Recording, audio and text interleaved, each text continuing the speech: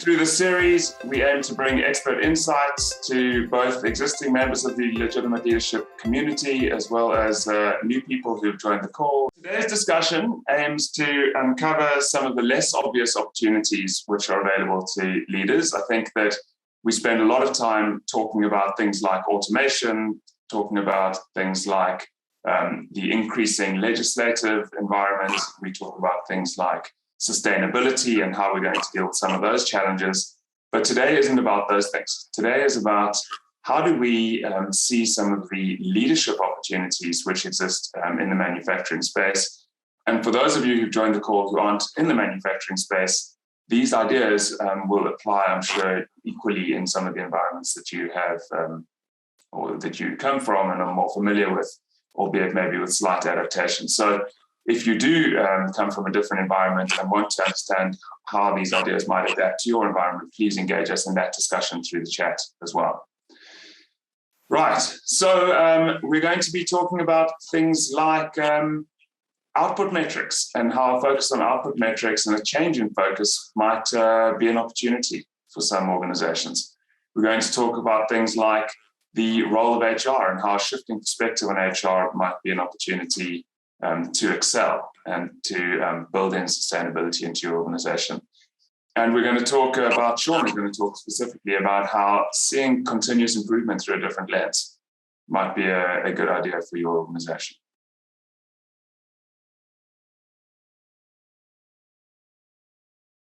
The coach is at the game. The score is definitely on the board because it's usually on the stadium. But what the coach doesn't do is spend 90 minutes staring fixedly at that scoreboard. What the coach does is put all of their attention on the players. And the only reason the coach does that is to understand what the coach can do in terms of coaching action to help those players play a better game. What the coach absolutely does not do is run on the field and kick the ball when the results are under threat. And yet that is often what we as leaders do when our results and our output metrics are under threat.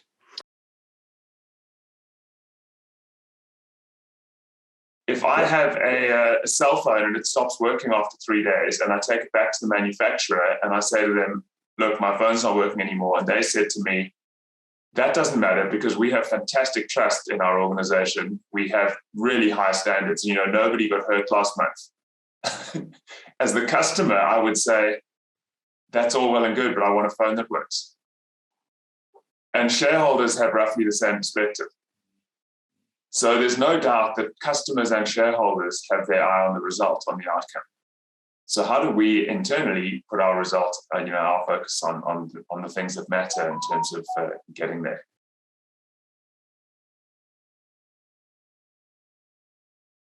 One of the roles that we've played as an HR function in Isanti was a diagnostic role in terms of identifying the organizational issues, as well as a market diagnosis of the market issues, keeping an eye on what the market is doing such that we can remain relevant and address the kind of issues that you refer to in terms of the opportunities that become available for enterprises during these times. And one of the opportunities for us that became apparent as part of this legitimate leadership journey was the opportunity for leaders to reclaim their responsibility for people, basically, for leaders to lead. And what that entailed, part of that is, of course, leaders and HR work very closely together. And we know of the long-standing tensions in the relationships between the two in fighting for space in the management or in the leadership of people issues in the organization. But I'm a firm believer that people leadership is the responsibility of leaders. The very raison d'etre for being a leader is responsibility for people. HR plays a support role, a coaching role for all stakeholders, including leaders, and that's exactly the role that we played. So what did that look like for us in here, the role that I'm claiming that we played? So we had a number of challenges, and the challenges kind of fell on the right-hand side of Josh's pie chart. We had quality issues. We're a manufacturing entity. We manufacture glass containers. We had low efficiencies, persistent ones that were going on forever, and we could not get our heads around, fixing that. There was a lot of focus on the results. However, we're a classic example of why focusing on results is actually not a very effective strategy, a good case study for the legitimate leadership framework. And what we then did, we embarked on this journey with legitimate leadership. And the thing that stood out to me the most is with all the sessions that were facilitated, all our leaders understood what the problems were, while the outcomes were the issues I'm talking about around quality, around low efficiencies, around safety and housekeeping incidences. Really at the center of all of it was leadership issues. There was pervasive trust deficit, which had been in place for a long time and we were not getting our heads around it. There was confrontational relationships between unions, and it's a very highly unionized environment, and management as a result of the trust deficit, and between management and employees directly. Some of us couldn't go to the plant without making an appointment and notifying employees up front, as an example, because we were received with suspicion. And thanks to the intervention of legitimate leadership, we now can, we've institutionalized that as a habit, and we are far more welcome. We're not where we want to be, but we are received with much less suspicion. It sounded like there was a long journey, which is quite typical. There were lots of pain points. It was ongoing. It was repeating itself despite your desires to change it. But could you identify, or was there a moment that it became crystal clear for more than one or two leaders, and that collectively the leadership team went, now we need to change. We need to change. What was the thing? Look, I think before we embarked on the legitimate leadership journey, there was an appreciation for the fact that there needed to be change. It was just not I needed to change, right? And I think a lot of the realization for a lot of the leaders was in the initial 2-day workshop that we held with legitimate leadership. If you've been through the program, then how all the gems that get dropped in there, and that enabled us basically to look in the mirror. And even those that still left the workshop with, there's still some reluctance in taking responsibility, because there was more of us who actually saw the picture.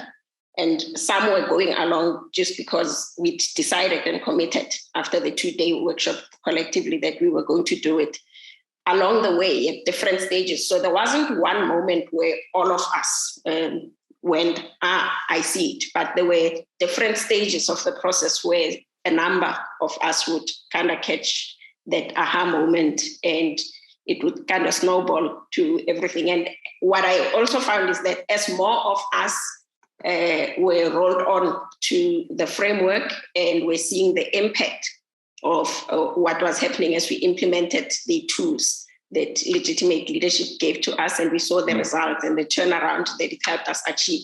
More of us got onboarded onto it.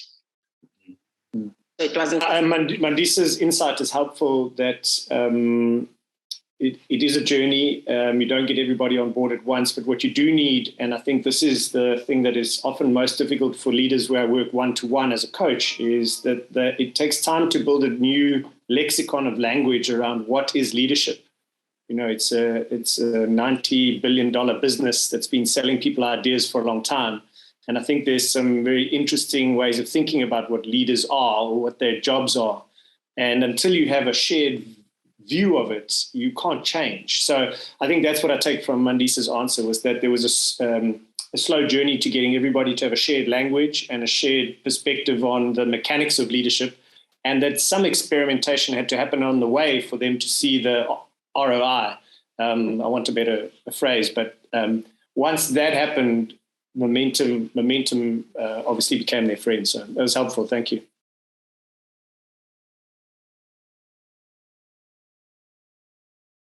Sean, your insights around continuous improvement, which I thought were fascinating when you shared them with me a couple of days ago.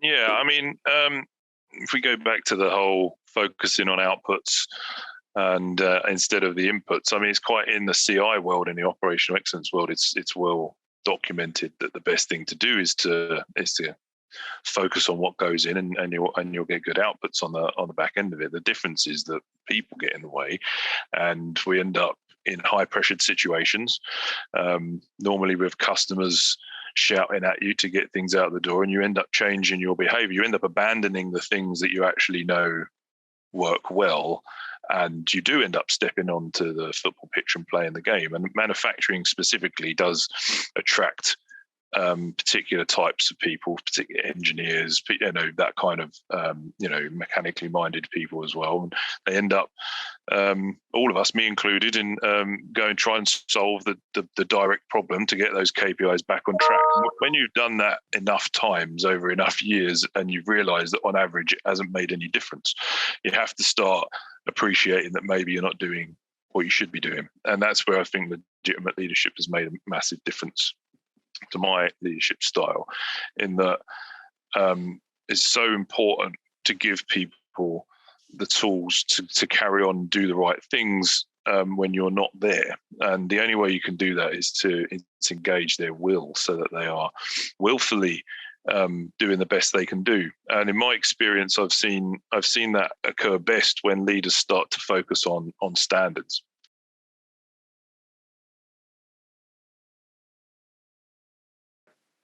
One of the things Josh mentioned was luck. I mean, do you see luck as playing a big role, a small role, an inconsequential role in the manufacturing space that you've been in?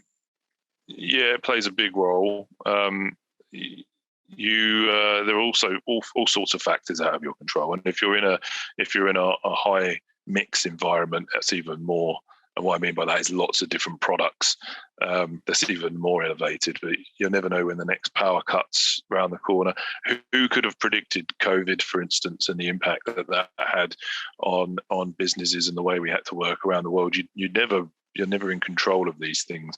And again, you have to have this faith, and it is a faith, and it's borne out. The belief is borne out over seeing the results going in the right direction, which strengthens your faith that if you focus on what people are doing and continuously improving the people on the pitch, rather than continuously focusing entirely on continuously improving your systems, that will yield better results in the long term. And I think we always focus. The temptation is to get a better computer system, or put people on some more training. And in reality, what we need to do is hold them to the standards that already exist and engage their will. Because when standards start to drop because we're not brave enough to do those things, conversely, you think, oh, we're being nice to everybody, here we've got a high care environment. But when standards drop, morale drops with it. And you end up in a bit of a vicious circle. Your results are going in the wrong direction, the morale's going in the wrong direction, and you think you're doing the right things.